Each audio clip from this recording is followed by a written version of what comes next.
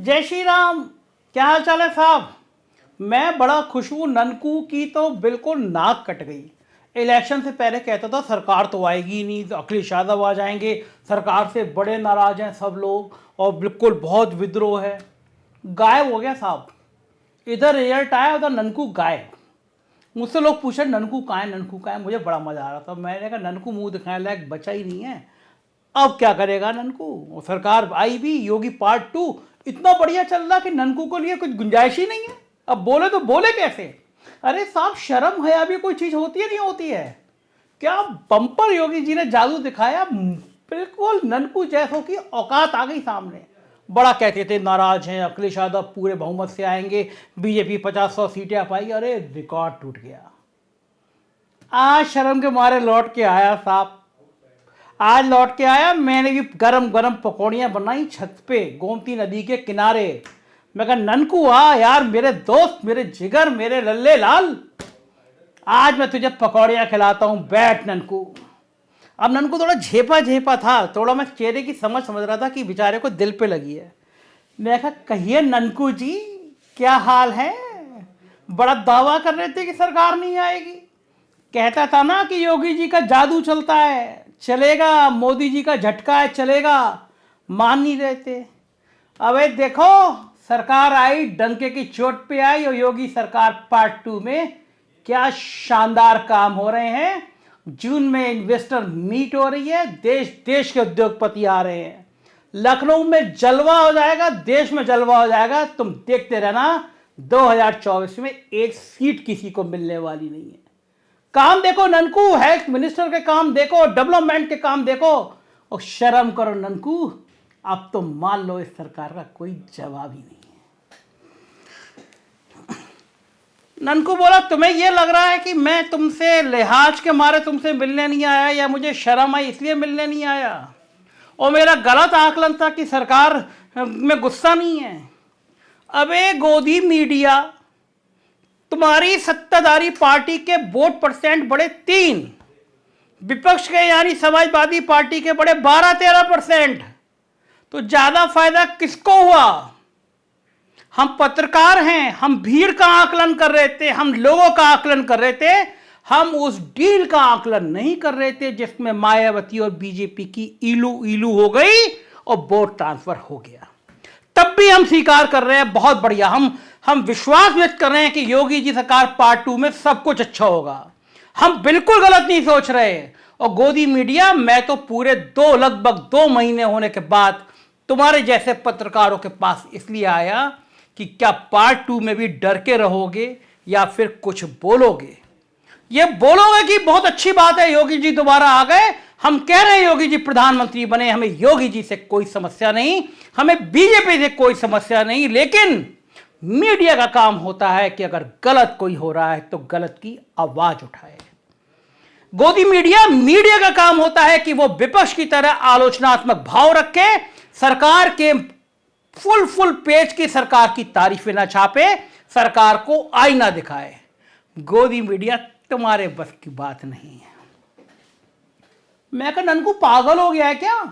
अभी 2 महीने पूरे हुए नहीं है, 25 तारीख को 2 महीने होंगे, और तू कह रहा आईना दिखाए, आईना दिखाए। पागल हो गया? भांग खा लिए?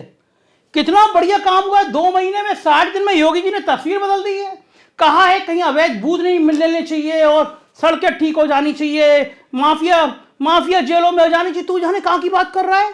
पागल हो गया क्या? क्रांति आ रही है उत्तर प्रदेश में। देख भाई, मैं कहूंगा कि मैं योगी जी मान लीजिए ईमानदार है, मैं ये भी नहीं कह रहा योगी जी पैसा लेते होंगे, लेकिन क्या योगी जी नीचे वाले बैठे अफसरों पे लगाम नहीं लगा पा रहे हैं?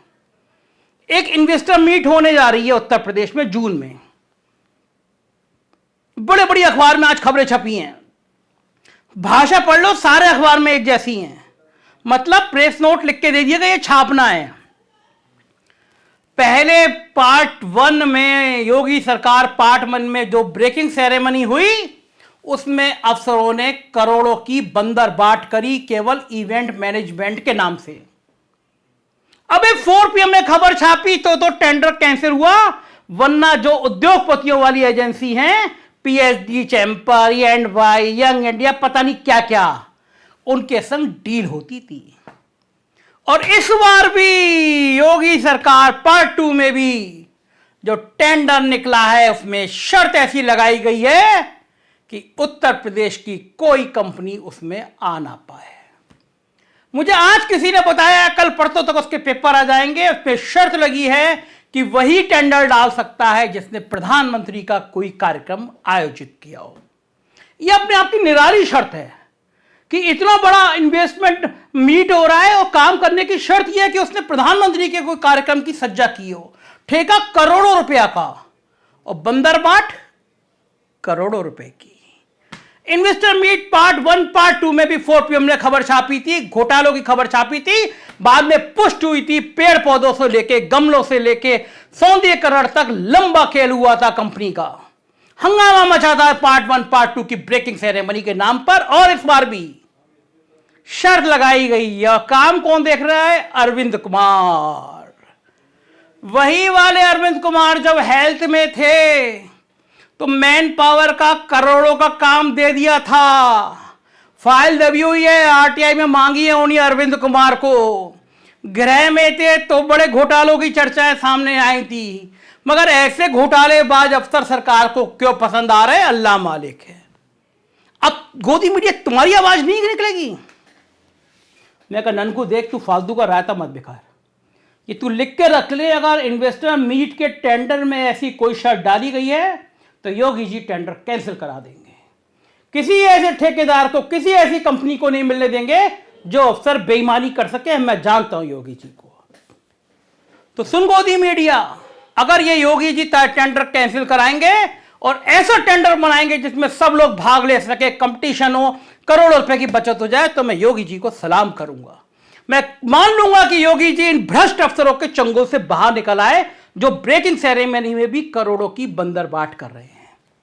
और गोदी मीडिया, तू ये सवाल क्यों नहीं पूछ रहा कि Brajesh Pathak deputy CM health minister ने 20-20 करोड़ रुपए की एक्सपायरी दवाएं पकड़ी हैं? क्यों अभी तक सचिव, मुख्य सचिव, प्रमुख सचिव सस्पेंड नहीं हुए? अस्पतालों में, गांव देहात में दवाएं भेजी नहीं गई थी, यहां पड़े पड़े खराब हो रही थी। कंपनी को वापस मिल जाती तो करोड़ों रुपए बचते। लेकिन डील हुई। दवाओं में एक मलिक साहब है, ठेकेदार हैं, सीएम साहब के बड़े करीबी अफसर बताते हैं अपने आप को, मलिक साहब के ऊपर उनका हाथ है।